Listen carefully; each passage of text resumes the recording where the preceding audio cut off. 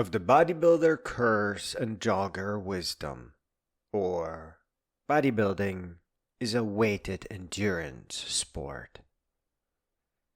Everyone is doing it wrong, and the books are wrong.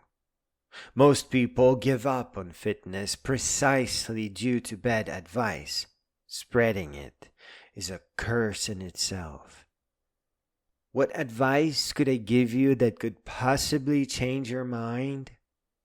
The kind of advice that would be obvious to you had you not received wrong advice which clouded your judgment because you thought people with large arms knew how they got them or how to do it right. Our bodies have special powers. They are self-renewing biological machines. Just like you must follow rules of physics when you accelerate a car, you must also slowly get your body to adapt to meaningful workouts. You have to follow the rules of the body. If you copy athletes or even gym rats on day one, you will absolutely fail. You have to gradually get to where they are, the same way they did, whether they knew it or not. If you ask someone how they did something that they merely stumbled into, they will often backfill a story. If you copy bodybuilders from a documentary, oh my gosh, you need to account for the camera pointed right at them.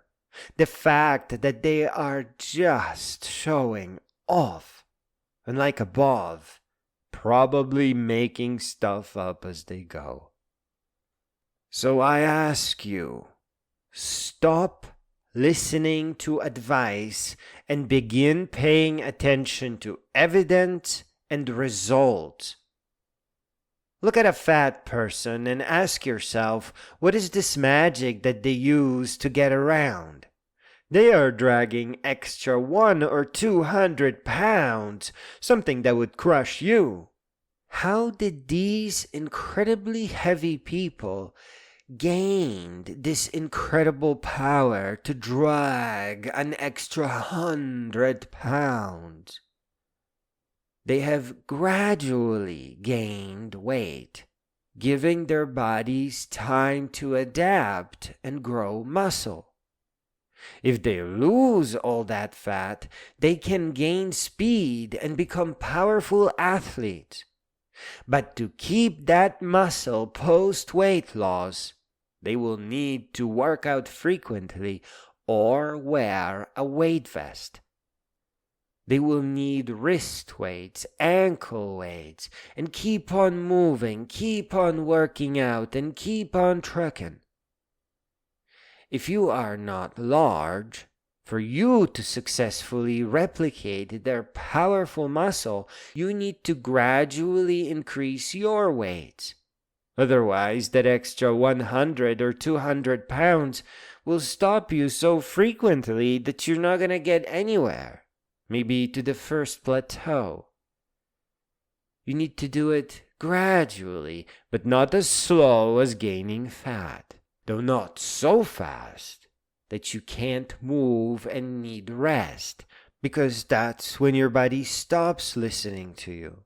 You are now just recovering and resting. Joggers have another piece of the bodybuilding puzzle. No jogger can originally just start jogging. They will run out of breath and suck wind like a fat guy walking. But they have this incredible gift, this wisdom, where they do not believe that they are jogging unless they don't need to stop. It just makes natural sense that to jog means to jog straight through. You see, jogging has a built-in wisdom because it is a continuous activity. Bodybuilding has a built-in flaw.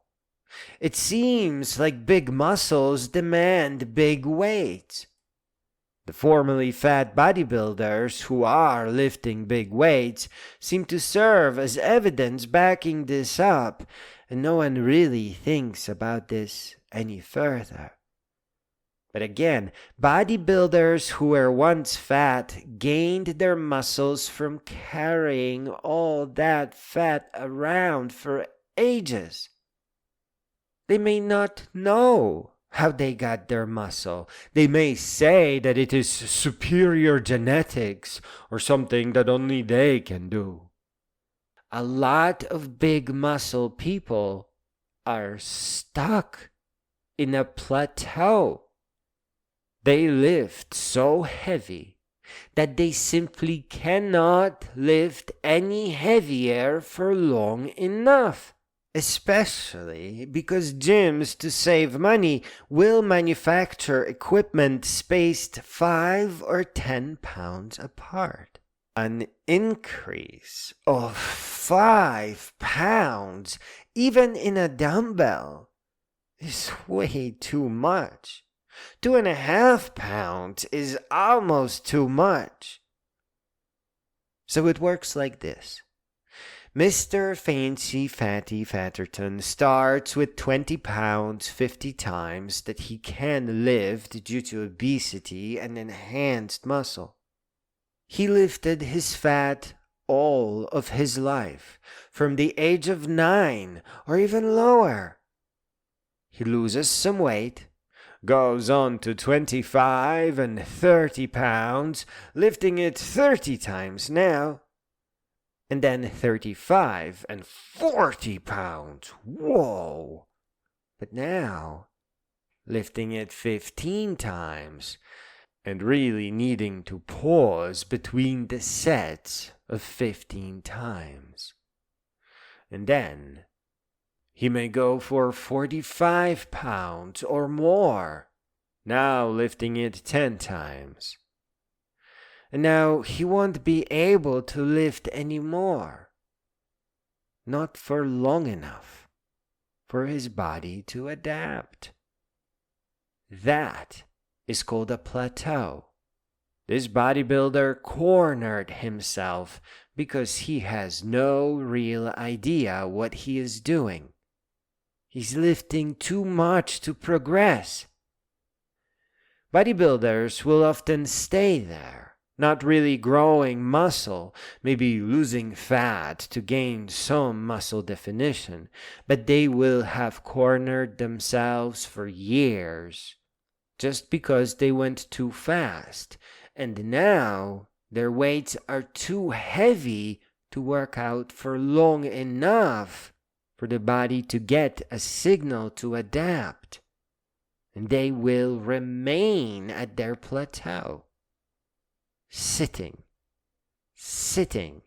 and sitting, sometimes getting up and then sitting down again because they really cannot lift that weight without great discomfort, possibly danger even.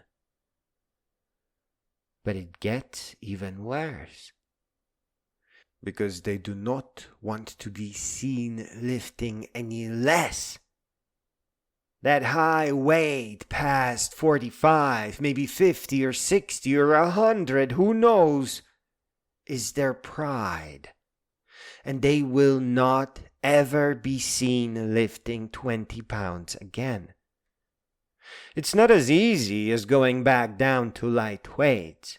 They have to time themselves and eliminate rest, really spend hour after hour with that 20 pounds, getting ready for it. They may even need to go back down to 5 pounds. That's where it gets even worse. Breaking through a plateau may just demand going all the way back to the beginning and start with 3 or 5 pounds. That's how bad they might have cornered themselves. They just have no endurance to lift anything that their body can meaningfully adapt to. And with 5 pounds, they would think that they may be wasting their time. 5 pounds doesn't challenge a body until some 45 minutes in, and it demands a 2 or 3 hour workout. And it gets even worse, because they have to sway and dance with those 5-pound weights, non-stop for 2 or 3 hours, inviting so much ridicule and pain that they will never do this, ever. The reason why they have to flex and sway and dance is that the entire body is a symphony orchestra that works together to lift heavy weights. Muscle isolation means nothing. Proper bodybuilding requires muscles that the body grew in its wisdom, that it knew to grow due to evolution. Trying, failing, and trying again over the course of millions of years. Do you see how joggers get a wisdom where they understand that jogging is not jogging until it's non-stop straight through? And bodybuilders get this curse where image is more important than the result. Joggers are not interested in bodybuilding for sure, but they still get muscular without adding any weight. The machinery of their body as they are running does become a symphony orchestra, but they only reach the first level. Their weight is just the weight of their body. If they kept adding more and more weights, perhaps a weighted vest, wrist weights, and leg weights, and then dancing with dumbbells, they would continue growing more muscle. Joggers do the very thing that we evolved for: running fast, to get around, to get away, and to chase down prey.